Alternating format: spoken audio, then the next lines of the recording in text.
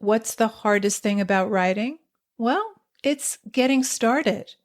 Maybe you're having a hard time coming up with a story idea, or you're stuck on where to take your story next. If you want a way into a story or a way through, I have 9 story starters to help you.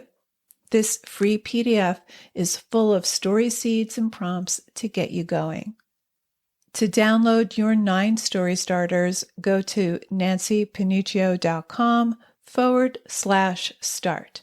That's Nancy with an I, Panuccio with 2 C's, nancypanuccio.com/start. Whenever possible, find beta readers who appreciate your genre. They're your test audience, so it doesn't make sense to find beta readers whose taste in stories doesn't jibe with what you're writing. For example, in Fiverr, they'll often say, "I'll read your fantasy novel," or "I'll read your memoir." In a workshop, there will be mixed genres, but you can always branch off with one writer or a small group of writers whose taste in stories is more compatible with what you're writing.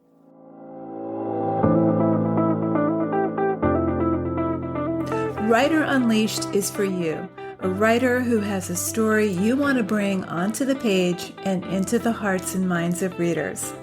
I'm Nancy Panuccio, writer, editor, and writing coach, and each week we'll explore techniques, mindsets, and inspiration for writing stories readers can't put down. Thanks for spending some time with me today. Now let's begin.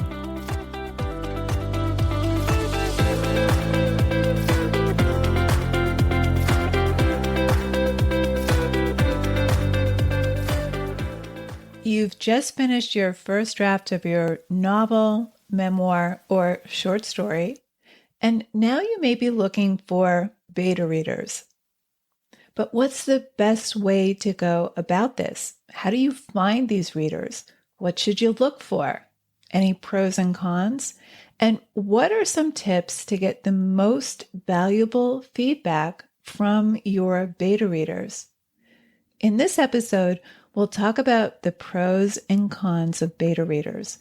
I'll tell you where to find the right readers for you and how to get the most valuable generative feedback from these readers.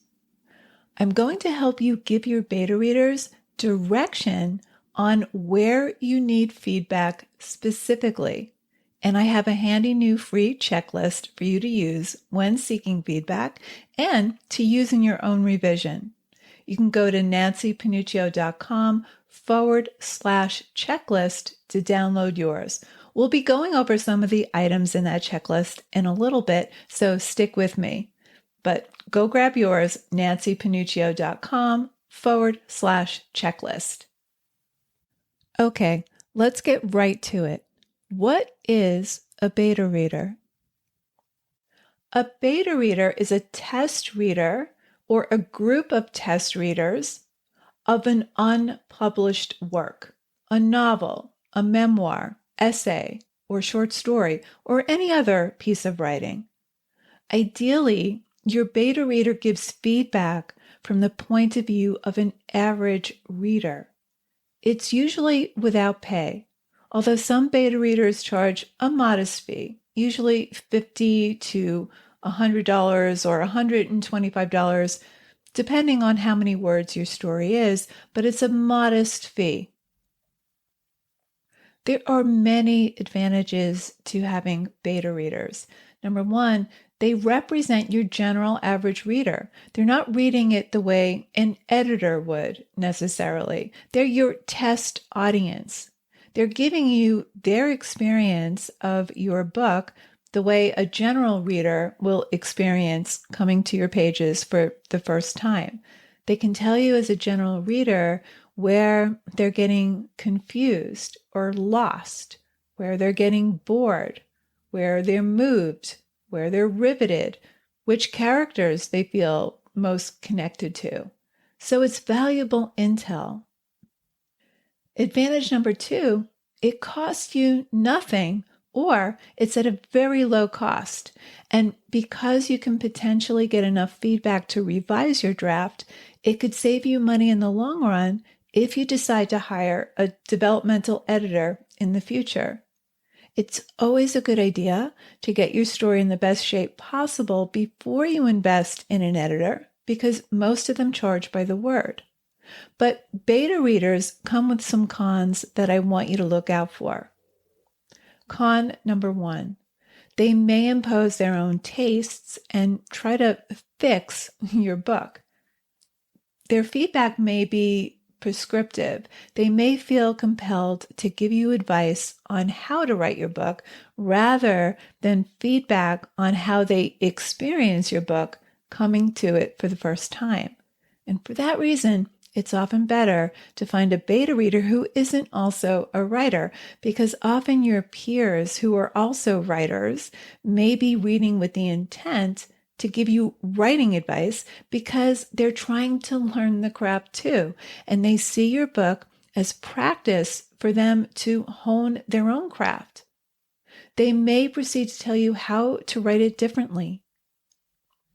And number two, it's not always good advice. It's not qualified advice, especially when you cast your net wide in a Facebook group, which I don't recommend. Sometimes the advice is unkind or it's too vague, and it can just derail you. So I would be very selective about whose advice you follow.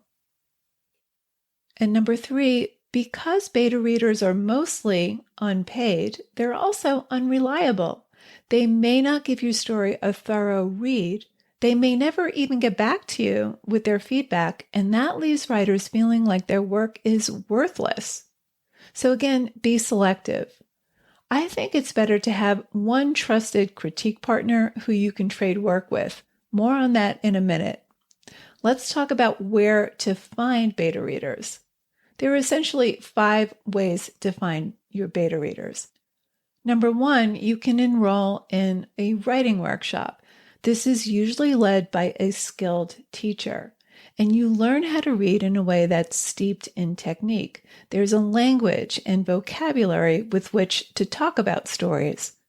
I tend to prefer live workshops. However, that's not always possible depending on where you live and your time commitments, etc.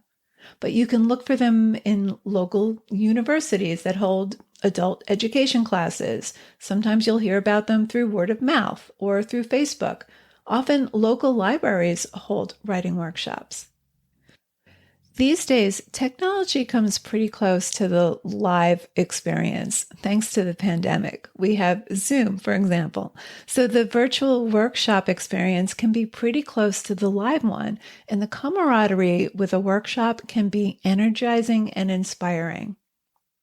And with a workshop, the feedback you get from your peers, from your beta readers, is often moderated or modeled by someone who's trained in giving feedback.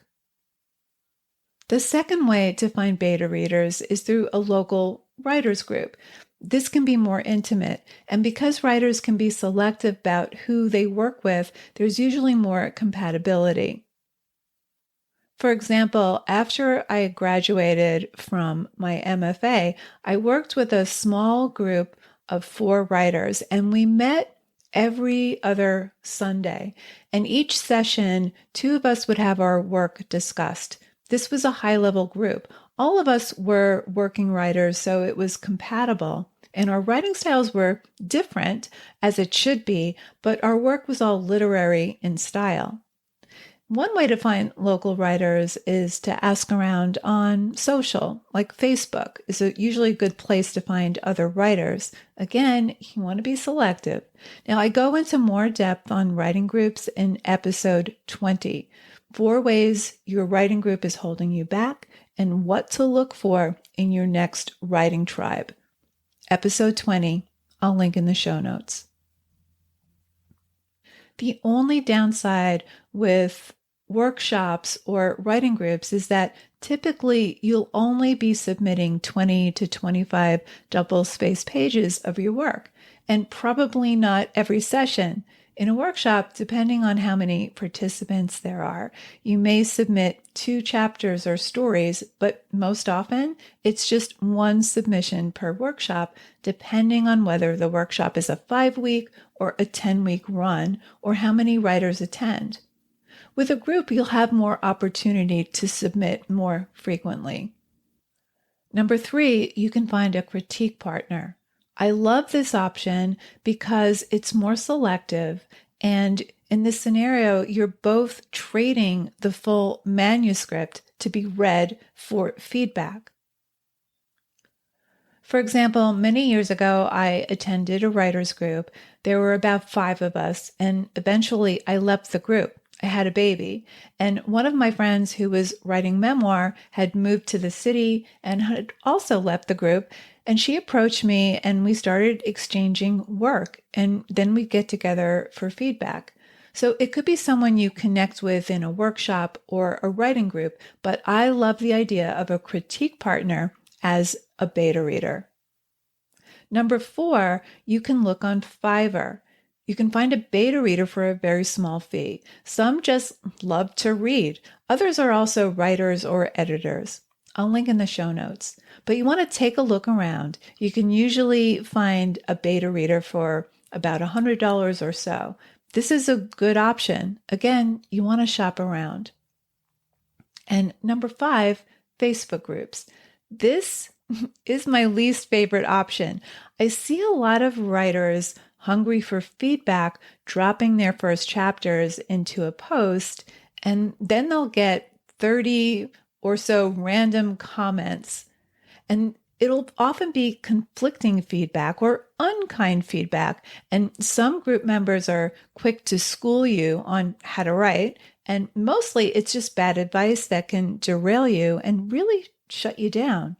Not all of the feedback on social is bad. Some is really good, but it's a mixed bag. It's very random, and writers in a group setting, whether it's online or in the classroom, may not be the right reader for you. Maybe they read and write in a totally different genre than you. However, social platforms can be a great way to find a critique partner or a small group of like-minded writers.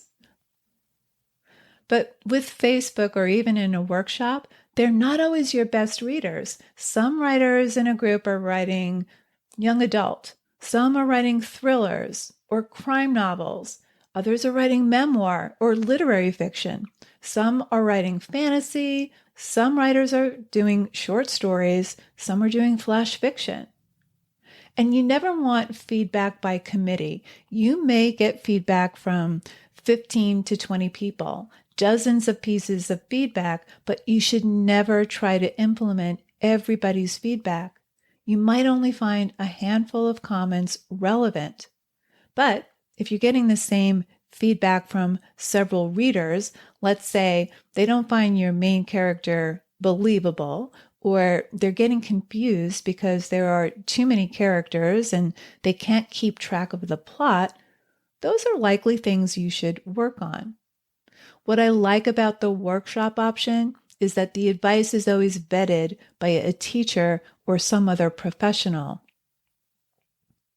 The only drawback with a group setting is that you're not submitting the full manuscript. Workshops are often better suited for short stories or flash fiction. And giving good feedback is a skill that takes time to learn. When I work with clients, I'm standing in for the reader, but I also have had years of experience to help the writer make revisions that connect with readers without being prescriptive. I help them come up with their own solution because it's their vision. But beta readers sometimes impose their own taste in stories, or they'll default to common advice that only scratches the surface. Okay, here are a few tips to keep in mind. Number 1, whenever possible, find beta readers who appreciate your genre. They're your test audience, so it doesn't make sense to find beta readers whose taste in stories doesn't jibe with what you're writing. For example, in Fiverr, they'll often say, "I'll read your fantasy novel," or "I'll read your memoir." In a workshop, there will be mixed genres, but you can always branch off with one writer or a small group of writers whose taste in stories is more compatible with what you're writing. Number 2, an ideal beta reader is probably not an aspiring writer. Writers have a different perspective and they come at your story from a different angle. You really want someone who represents a reader who will choose your book at Barnes & Noble or on Amazon. Now, a common question that comes up around beta readers is, should I ask for critique as I go along, or should I finish my draft and then have beta readers look it over? Well, sometimes it's hard to find beta readers, especially the unpaid kind, who will commit to doing a thorough read of a full manuscript, which is why I would choose beta readers carefully. With a critique partner, you can both exchange entire manuscripts. And in workshop or in a writer's group, you're usually limited to 20 or 25 double-spaced pages. Often, though, you can submit a synopsis to give your readers more context. However, I think it's a good idea to have your finished manuscript, even if you're submitting sections of it. This way, you can see if your story is actually delivering what you intend. Also, submitting it as you write your draft in progress can backfire. You can easily lose sight of the story you want to tell when you have too many opinions weighing in as you're trying to find your way into your story. So it can take you down the wrong path. So tip 3, you'll want to give your beta readers your best draft possible. And tip number 4, don't rely solely on beta readers. They are not a replacement for experienced editors. I highly recommend getting a developmental editor, or if that's not in your budget, a book coach after the beta read, after you've thought about their feedback and made changes. But beta readers are not a replacement for editors. Okay, here's how to get the most valuable feedback out of your beta readers. Number 1, do your own evaluation. Put your manuscript aside for a couple of weeks at least. Then read it and try to step into the point of view of a reader coming to it fresh. Where are you losing interest? Where are you getting lost? Where does your mind start wandering? Where are you moved? Don't be critical here. Try to be detached, like any reader coming to your pages for the first time. Do any sentences or passages feel overly complicated? It helps to read longer sections out loud. You're looking for rhythm and pace. Think of words as though they're notes in music. Every word counts. So bring your own eye to your pages and look for sentences and passages you can cut or move, shorten, or compress with more specific detail. When sentences are too convoluted, your beta reader will stumble over it, and it's better if they can just concentrate on the storytelling. Number 2, write a few paragraphs about your intentions for this story, what it's about, and where you see it going. Who are the main characters? What's the central conflict? And how do you see it resolving for better or worse? This helps you know the general direction of your story and the general shape of your story. A beta reader can either have this in mind as they read your work, or they can read it afterwards and comment on whether or not you delivered what you intended. But it's a good point of reference for you. And number 3, get clear on what kind of feedback you want and ask for specific feedback. Don't just hand it over. Give your beta readers some questions to think about as they read your work. To help with this, I've just created a checklist called Is It Done? The Must-Have Revision Checklist. Again, to grab yours, go to nancypanuccio.com/checklist. nancypanuccio.com/checklist. I'll link in the show notes. But here are some things you may want to ask your beta readers to give you feedback on. Number one, the global story. Is it clear who the main characters are? Is it clear whose story it is and why it matters? Is the conflict clearly established? There are questions about character. Is it clear who the protagonist is? Does the protagonist grow or experience any change in attitude, beliefs, and or fortune? Are there any characters who aren't explored deeply enough? Are the relationships among characters clear? Do I depend too much on stereotypes? And then we have issues of plot. Is the plot adequately developed? Are key scenes strong or are they weak? Are there stretches of summary that should be written as scene? Does the ending, given what has gone before, seem inevitable? And then there are questions about style. Am I telling the reader when showing would be more effective? Am I using any cliches? Do I overindulge in abstract language? And then overall, viewing the story as a whole, do its elements cohere into a unified effect? Is there a sense of urgency for telling this story? Are there too many coincidences in my story? Does my story draw the reader in emotionally, imaginatively, and intellectually? So these are just some of the questions you can ask. You have the global questions, you have questions about character, point of view, plot, style, and just the overall impression that your story gives. Again, I have the full checklist at nancypanuccio.com/checklist. Totally free, nancypanuccio.com/checklist. Okay, let's recap. Beta readers are test readers. They're a great way to get feedback without breaking the bank.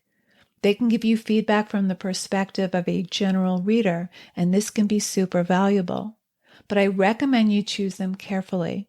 If they're random and you're not clear on what story you want to tell, and they're imposing their own subjective take or being prescriptive, which you absolutely don't want, it can be a waste of time and you'll be no closer to finishing your story.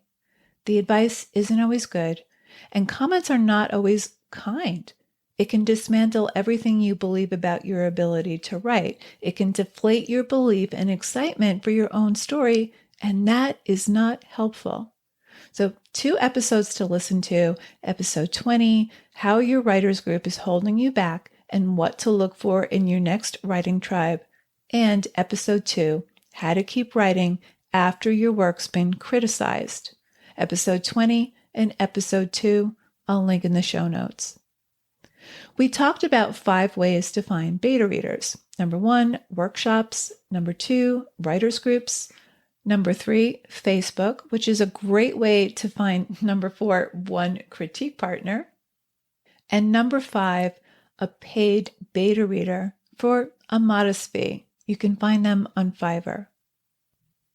We talked about 4 tips. Number 1, ideally find a beta reader who likes to read stories in your genre.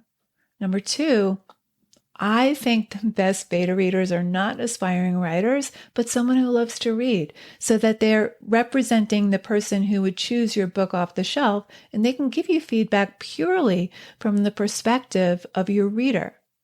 Number 3, give your beta reader your best draft possible rather than a work in progress, rather than a rough draft.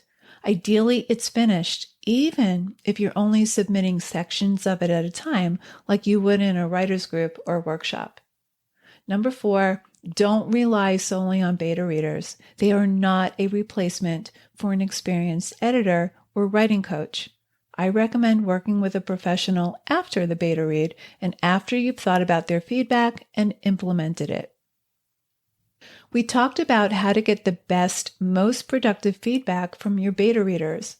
Number 1, First, evaluate your manuscript yourself. Look for where you're engaged or disengaged, and then go through it to make sure it's as readable and engaging as possible. You never want to send your beta readers a rough draft. Number 2, write a few paragraphs or a synopsis about who and what your story is about. This will help you get a better handle on your intentions for the story so you can see where the gaps are when you get your beta reader's response. Number 3, ask your beta reader or readers for specific feedback. For help with this, download your Is It Done checklist at nancypanuccio.com/checklist. nancypanuccio.com/checklist. And here's a bonus tip. When you give your story to your beta reader or beta readers, think of your story as an experiment. It's either going to work in some parts or it's not. The great thing about writing is it's not set in stone. It's not made of glass. It's not going to break. It's completely malleable. So just think of it as an experiment. So there you have it. Thanks for hanging out with me today. And if you know any writers who need some support in their writing, please share this episode or the Writer Unleashed podcast in general. And if you love what you're listening to, subscribe on your favorite listening platform and please leave me a review. Reading how this podcast impacts your writing truly lights me up and helps me create topics for the show. Till next time, keep writing, and I'll talk to you soon.